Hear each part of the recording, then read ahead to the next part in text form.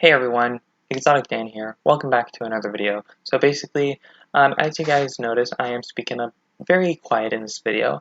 The reason why is because at the time I'm recording this video, a lot of people are actually sleeping, like in the house, like in my house. Like at the time of recording this video, there's a lot of people sleeping in my house at the time I'm recording this video. It is about 11:30 at night by the time I'm recording this video.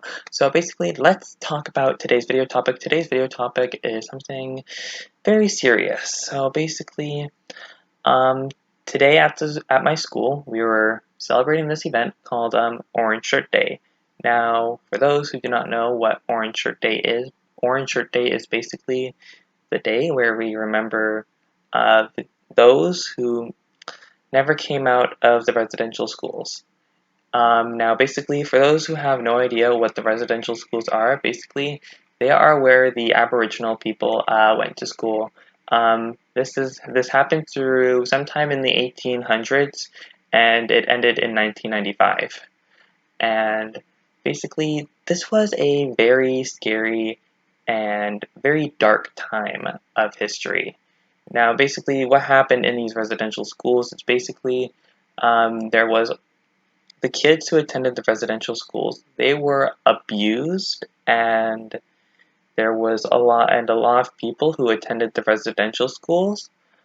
They never came out of the residential schools. Some ended up dying in the residential schools, and some ended up dying a couple days after returning from the residential schools. And the ones who survived the residential schools suffered from trauma from all the abuse that has been going on in the residential schools, and some residential schools have actually ended up being demolished because of all the disturbing history of the residential schools, and it's just something that had to be demolished, and because a lot of the people who attended the residential schools did not want the buildings to stand up, even if it wasn't a school anymore. They just did not want to see the building standing. So a lot of the residential schools ended up getting demolished, and there's probably a lot of people saying something like, why can't they get over it? Well, let me tell you this. If somebody has experienced something very dark and very scary, like back in the past, it can stick with them for the rest of their lives. It and when something very horrifying has happened, like in the past, like in your life, it can sometimes affect you in very negative ways. So sometimes the way to deal with this sometimes is probably to give it some time, like just try and find ways to like stay calm, but also try and seek help if but I would also say like sometimes people need help, like sometimes trying to recover from these experiences that they have. Like sometimes like even for me, like if I experience something very dark and scary in my past, I would need some help to recover from it. And that's what, and some people who actually survived the residential schools, with some of them still being alive today, they're also still trying to recover from that experience that they had. And it's just, once again, a very dark and very scary time of Canadian history. And all I can say is that this is a day to remember those who did not come out of the residential schools. And residential schools, a lot of people actually thought that this was something that only happened in Canada, but this has also happened in other countries as well. I know because I know this also happened. This happened in Canada, but it also happened in the UK, and it also happened in in Australia as well. And there's also been a lot of books and documentaries about residential schools, because I know that one in Australia had a documentary based off of it. I believe it was called The Rabbit Proof Fence. I believe that's what it was called.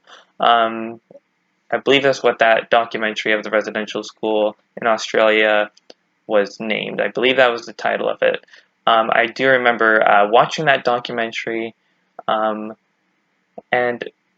again, just remember this, like, every child matters, and it's something that needs to be said. It's not like, if we try to erase something scary and dark from the past, it's not gonna go away. Like, we cannot magically snap our fingers and make it erase from history, because if we erase something dark and scary and something that actually took the lives of people, especially people who are very young, it's not like, if we erase something like that from history, it could end up repeating itself. Like it could end up happening again in the present or even in the future. And it's that's why we need to let people know about these things that have happened back in the past, because if we don't get the word out there, history might end up repeating itself over and over again. And the only way that we can basically not let this happen again is to get the word out there. So just remember this: every child matters. And basically, with platforms like YouTube, Instagram, Facebook, Twitter, and TikTok, it's easier to get the word out there, like, especially with the power of the internet. The power of the internet can basically help us get the word out there. We can basically send all of these things onto the internet, like basically tell stories about our past on the internet to basically help us get the word out there.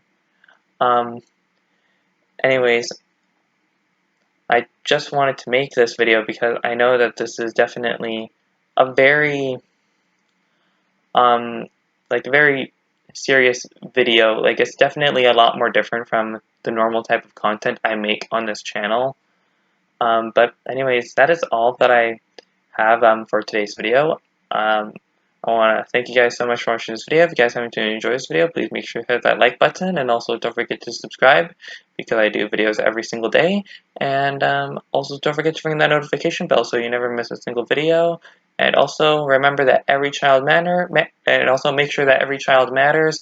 And also make sure you stay safe, and also make sure you stay positive. And until then, I will definitely see you guys in the next video. Bye for now.